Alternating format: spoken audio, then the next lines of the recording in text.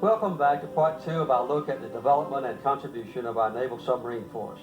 Stay with us now as we continue to trace the history of its evolution and service to the dawn of the 21st century.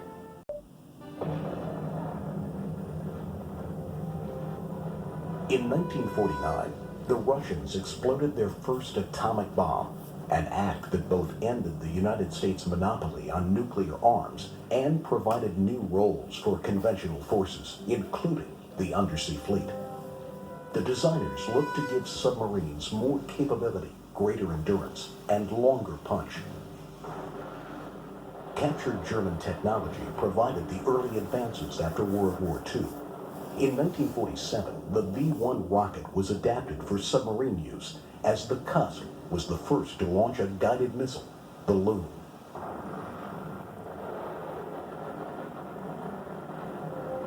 We would put them on a launcher and shoot them off. They were a pulse jet.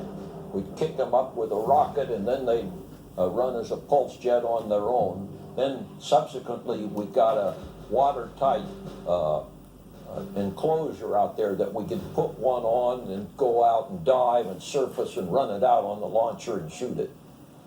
Another German development improved U.S. submarines' underwater endurance. The telescopic snorkel allowed submarines to stay submerged at periscope depth for longer periods of time. Hull designs improved too, increasing speed and reducing noise. They made the bows more sleek, made the chocks for tying up in port reversible so that you cut down anything that was topside that would cause A, noise, or B, water flow as water went past it. The Navy built Albacore, a submarine with a unique hull design. Albacore never fired a weapon, but her shape, better suited for submerged operation, became the standard that made new submarines swift, highly maneuverable, and extremely quiet. The Navy realized the need for development of a nuclear fleet, including submarines. At that critical moment came a brilliant and extraordinarily tenacious naval officer, Captain Hyman G. Rickover. The technology he began to forge with startling speed against the most daunting odds would change naval warfare permanently. A secret message came out requesting volunteers for a, quote, new atomic submarine, which none of us had ever heard about. Many of the senior officers in the Navy opposed nuclear power. I don't really know why a lot of people felt the way they did, but they didn't think it was going to work, and they thought we were wasting our time working on it. And so, this little-known captain would begin work in Tennessee that would change the submarine force forever. Rickover was the engineer who spearheaded the development of nuclear power, an innovation that would allow submarines to remain underwater indefinitely and have a profound technological impact on the world's navies. He was totally motivated, totally dedicated to the program. It wouldn't have happened without him. Admiral Rickover was demanding and dedicated, and a person like that doesn't get anybody to work for him unless they're the same kind of people, and you end up with a Christmas tree of people down several levels that are all the same nature, and that makes an organization which is pretty darn effective. While Rickover and his staff worked on nuclear power, submarines were in action off the Korean coast as the stakes increased in the Cold War.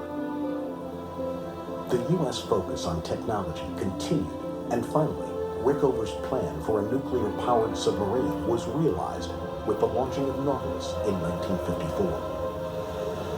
I was on the bridge, rowed the ship down the ways, and I was as happy and as confident of the future as a guy could possibly be.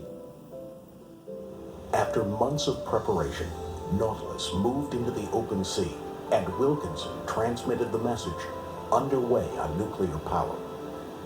In just 8 years, Admiral Rickover, the son of a Jewish immigrant tailor, had wrought a breakthrough that would rank with the introduction of steam, armor, and the airplane. Now the submarine was free of the need to surface for oxygen or return to a base for fuel. Nautilus could stay submerged longer and go faster than any other submarine on the planet. Its performance in war games was astonishing, causing dismay to its adversaries on the surface. It was estimated that while I was in command in Nautilus, doing evaluations, that the ASW forces fired some 5,500 weapons at us. No one of them ever touched the hull. We, on the flip side, we made 100% hits.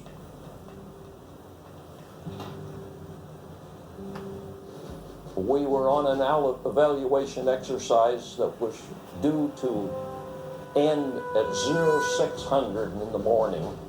I had 4 exercise torpedoes left that I hadn't shot, and I didn't want to shoot them at night when they might not be seen, sunrise at 6 o'clock.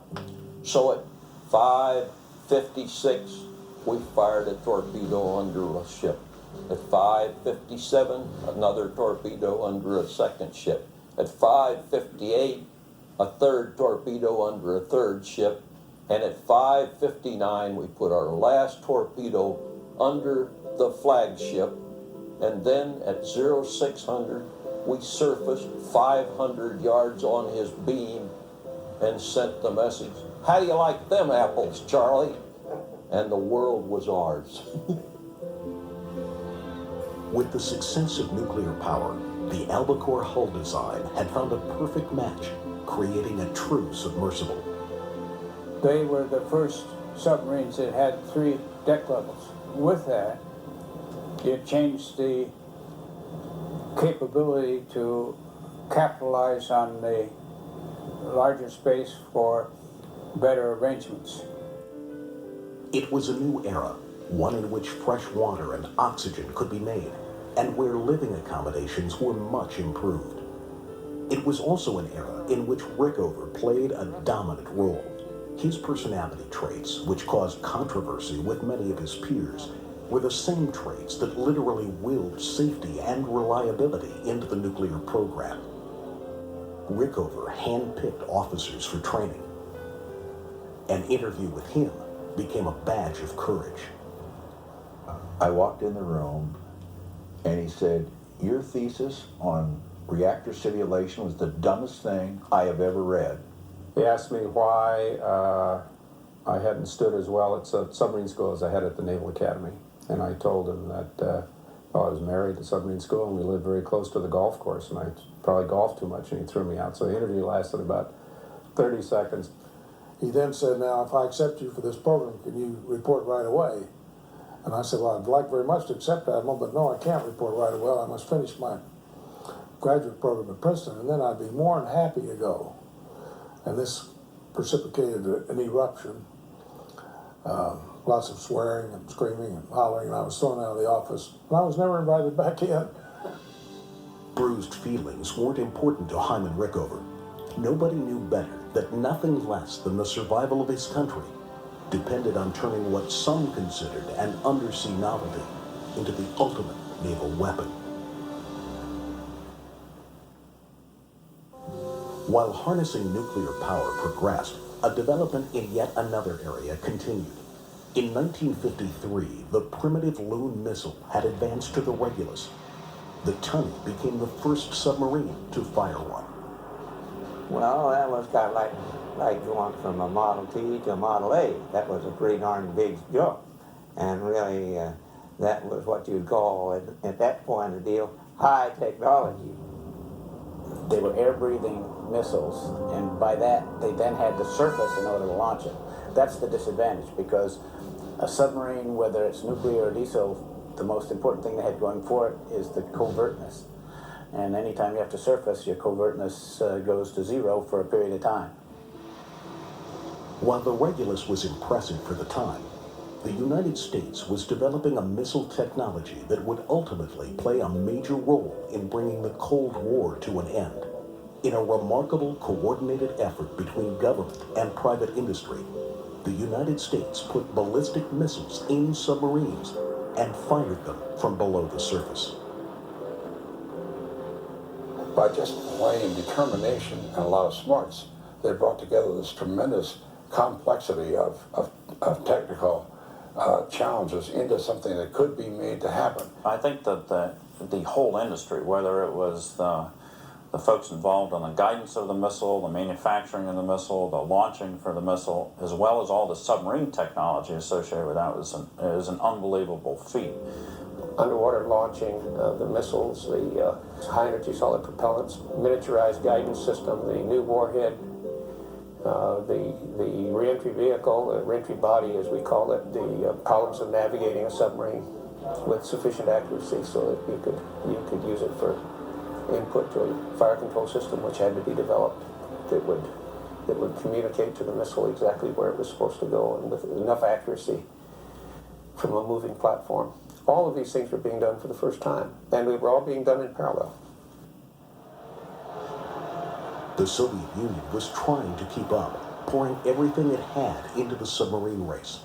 An edgy world watched this frightening competition and was bombarded with volleys of Cold War rhetoric and public relations coups. The United States had to respond to the Soviet Union's spectacular 1957 launch of Sputnik. The U.S. countered with submerged transits of the North Pole by the nuclear-powered submarines Nautilus and Skate, with Skate, commanded by James Calvert, actually surfacing there. And obviously a magnetic compass that close to the magnetic North Pole is useless. So we were dependent upon inertial navigation, which was just in the early stages of development, and it had never been used on a ship. And finding a polynya, as they call them, the lakes and the ice where we could surface, was a matter of luck. The danger was anything going wrong with the submarine. Steam leak, fire, there would be no way you could get to the surface. So you were totally dependent on the submarine, and I'll always be a kind of a Rickover fan because he did build those submarines right. Only months after Calvert's voyage, the Soviet leader Nikita Khrushchev would announce to the world that his country had shot down the U.S. spy plane U-2 and captured pilot Gary Powers. It was an embarrassing situation for the United States. However, the headlines were quickly stolen back with the PR voyage of Triton, a submerged circumnavigation of the world, commanded by World War II hero Ned Beach. It was really a great thrill. Here I was, dedicated submariner, and the Navy, country, had given me the world's most magnificent ship. I was called to Washington, brought into the Pentagon, and they said, "We understand you're ready to start a shakedown cruise. Where are you going?" And I said, "We're heading for the North Atlantic. We're going to try to do some maneuvers with the fleet in the North Atlantic." And they said, "Can you go around the world instead?" And I remember saying, gulp, yes, I can, because I knew we could. And that was our shakedown cruise. And it was the most fantastic shakedown cruise that anybody has ever done. A decade of weapons development and belligerent posturing had set the scene for more excruciating tensions.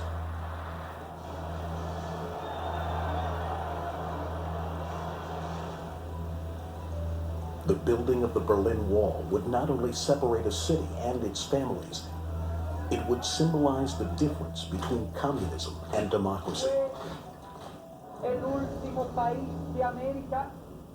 Castro's rise in Cuba and the missile crisis would put the world on the verge of nuclear war, with an emerging conventional war in Vietnam. It was the timeliest possible moment for the arrival of the U.S. weapons system that had been struggling to be born. Development of the submarine-launched ballistic missile began in 1955. The highly classified project was brutally complex and plagued with early failures. We'd launch a missile and we'd say it was a successful launch. And what that meant was the missile got clear to the launch pad before we had to blow it up. Or it was a successful first demonstration of first stage flight. That meant we didn't have to blow it up until we got into second stage flight. We were raining missile parts all over Cape Canaveral. At the same time, a hull had to be designed that could function as both a submarine and a launch pad. The solution was to cut a nuclear-powered attack submarine with an albacore hull in two and place a missile compartment in the middle. The concept we had was 16 missiles. and I was elected to do the selling. And it came out that they had the steering group there, and everybody had a chance to vote. And after I made my pitch, all but one guy voted for the design, the 16 missiles. And the guy that didn't vote for it was the missile engineer. He wanted more. On July 20th, 1960, the USS George Washington fired the Polaris missile while submerged. Nobody knew whether it was going to be a big boom, you know, or what. So we had special thing for our ears, and when it finally fired, you got a bounce like this, and all it was a whoosh. That was it. The Navy now had two distinct types of submarines, fast attack boats to seek out the enemy using new sensors and torpedoes, and fleet ballistic missile submarines to ward off nuclear aggression. In my judgment, of course, one of the great wartime or war developments, and maybe the greatest in this century, was the development of a ballistic missile and marrying it to a nuclear submarine, and to take over the basic fundamental role of the strategic deterrent.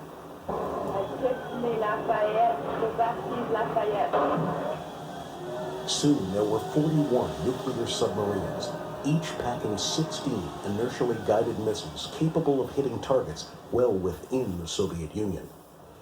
Each boat had two separate crews assigned, designated the Blue and Gold crews, to enable the submarines to conduct back-to-back, months-long patrols. Suddenly, American submarines could attack land targets as easily as ships.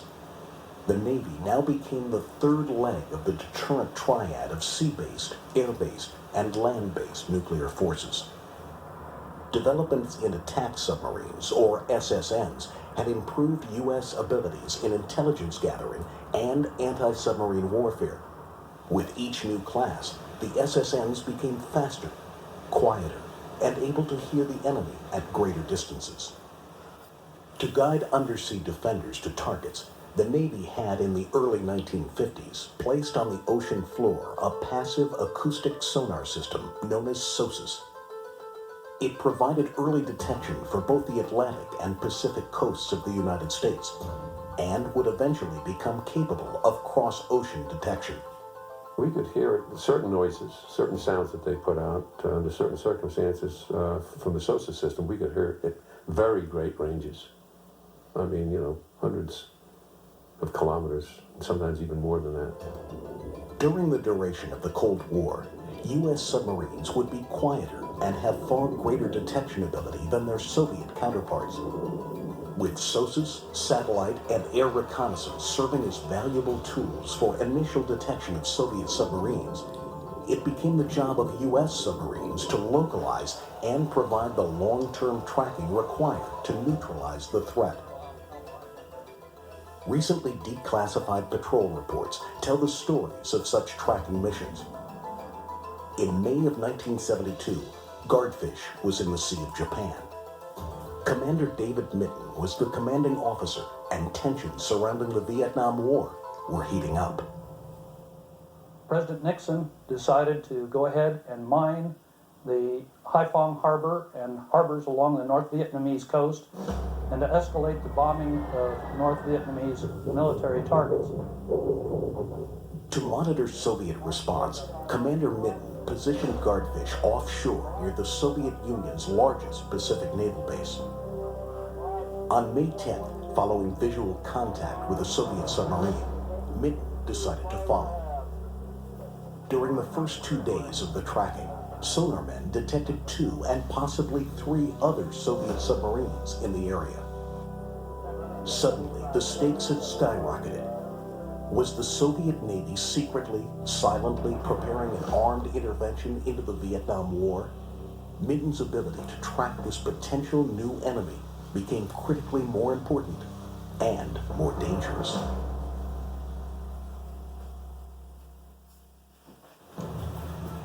In May of 1972, Commander David Mitton skipper of the U.S. attack submarine Guardfish, found his boat tracking a potentially hostile Soviet Echo-2 submarine, part of a Soviet deployment in the seas off Vietnam. He recognized the crucial importance of knowing the proximity of the Soviet submarine to the U.S. fleet near Vietnam. Communicating his decisions was difficult and dangerous, and could cause him to lose contact with the Soviet Echo. At least once, he did lose contact. The Echo-2 had gone to periscope depth. We stayed deep, expecting him to come down in a few minutes. We did not hear him come down. We finally realized we had lost contact with him. He wasn't there. We sprinted after him at 20 knots, and flying blind after another ship is not a very comforting practice. After about an hour, I couldn't take it any longer. I just had to slow, and as it was, we had a noise level on our port beam. We had almost overrun him. We were able to identify by the sound characteristics that it was the Echo-2. Most dangerous to Guardfish were maneuvers by the Soviet submarine to clear baffles, a maneuver in which a submarine will turn to acoustically check behind him to see if anyone is following. They frequently did the 90-degree turn, but they also, on occasions, turned and raced right back down their track, essentially turning and heading right where Guardfish was, and frequently at fairly high speeds. The worst possible thing that could happen would be collision, but the most probable thing would be counter-detection.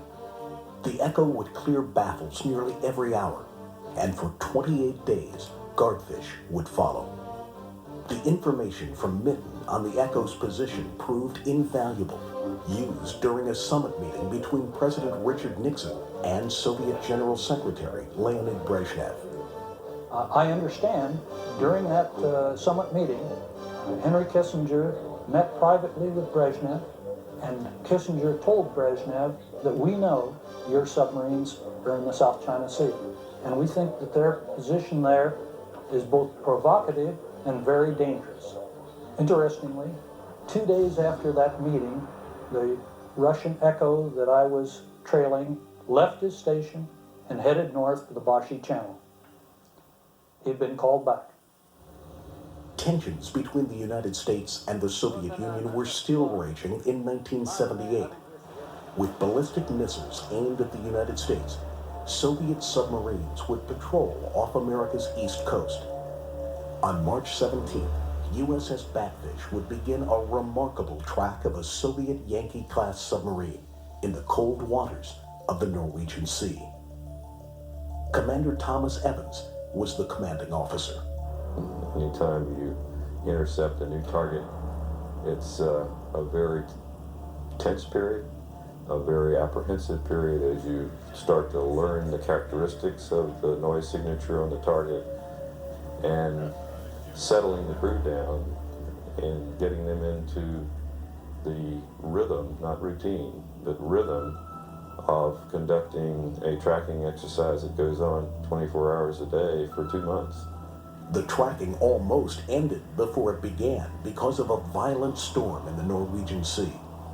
High winds, sea stage 7, and heavy surf conditions that completely blanked out the target most of the time, and we began to lose continuous contact. For 50 days, Batfish would track every move. At that time, it was the longest tracking mission of a Soviet submarine ever. The crew felt many emotions at the end of the mission. Pride in accomplishing an extremely difficult mission, admiration for our shipmates, for their grit, dedication, determination, relief that we had accomplished the mission safely, and great jubilation, I guess is the word, the fact we're going home. When we got back to Charleston on May 17, 1978, we'd been gone 300 days in the previous 12 months from home port. But the nuclear submarine program would take its grim toll. The Thresher was the first of a new class, a state-of-the-art boat with a first-class crew. But during what should have been a routine test dive in 1963, the submarine suffered a mechanical failure and went with its entire crew to an undersea grave. Everybody was shell-shocked to the point of disbelief, and we all felt like that for a period of time that the Thresher would be found and they would get back home safely. We find it hard to believe, first of all, that it could be a problem with her, because she was, after all, the latest and best of the new nukes that were being commissioned. And she was on sea trials. We knew that she had a lot of competent talent on board in addition to the ship's company. And it just seemed like an unlikely event. Underwater pictures of Thresher's watery grave revealed enough information about the causes of the accident to restructure the operating procedures and equipment in the submarine force. It showed us how the ship broke up, and that was a revelation. It also enabled us to recover pieces of piping, which ultimately convinced people that it had been a engine room pipe fitting that had failed. We redesigned saltwater systems to reduce the amount of piping inside the hull of the ship, and a much greater, much simplified control system for blowing ballast tanks.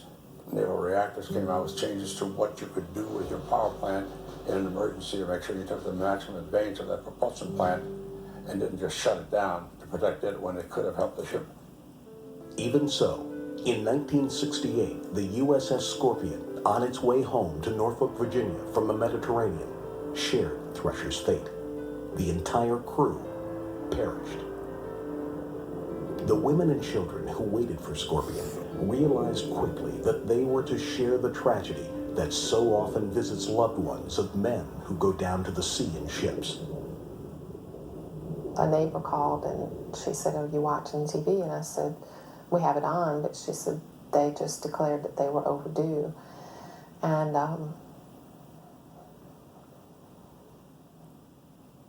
at that point I knew that he wasn't coming home.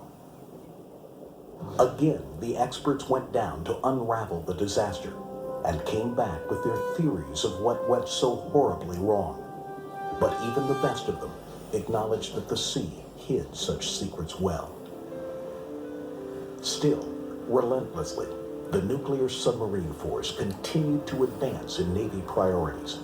The crews that manned submarines became an elite within an elite in training, stature, and confidence in their weapons and leadership. It was this commitment to maintaining supremacy that would be the decisive factor in defeating the Soviet Navy in the biggest and most expensive naval engagement ever. Halfway through the 1980s, the Soviet Navy had no idea of how far the technology gap had been between their submarines and those of the United States. We recognized that we had a superior detection capability with our sonars at that time, and that we were less likely to be detected by theirs. Our people were able to do missions that no other portion of the United States military could have done. We capitalized on our stealth, our endurance on station, and our ability to go at high speed to places where we were needed. By the late 70s, the earliest of the strategic missile submarines in the U.S. battle line were aging and needed to be replaced. The missile boats became bigger, quieter, and took aboard more precise missiles that were equipped with multiple warheads. The first Poseidon missiles were able to carry up to 15 independently targetable warheads with a range of up to 3,100 miles. Less than a decade later, the first Trident C4 was launched. The powerful missile had an even greater range and warhead capability and was followed by the D5 with still greater range, payload, and accuracy. The torpedo was also no longer its old self. It was more like a mini warship, able to search in patterns, listen, discriminate, and track and destroy targets using active or passive sonar. Other weapons, such as rockets or missiles, could be launched from the same tube, rise into the sky, and streak to the foe's computer-determined location with equally devastating effects on sea or land targets. Soviet nerves were fraying, and that was the intention. Marshal Akameyev, who was at that time Admiral Krau's equivalent, if you will, in the Soviet forces, at one point in time he turned to me. Of course, I was both a submariner and I was the Navy representative. He says, "It's you, it's your damn submarines. You're the problem." Constant training and improvement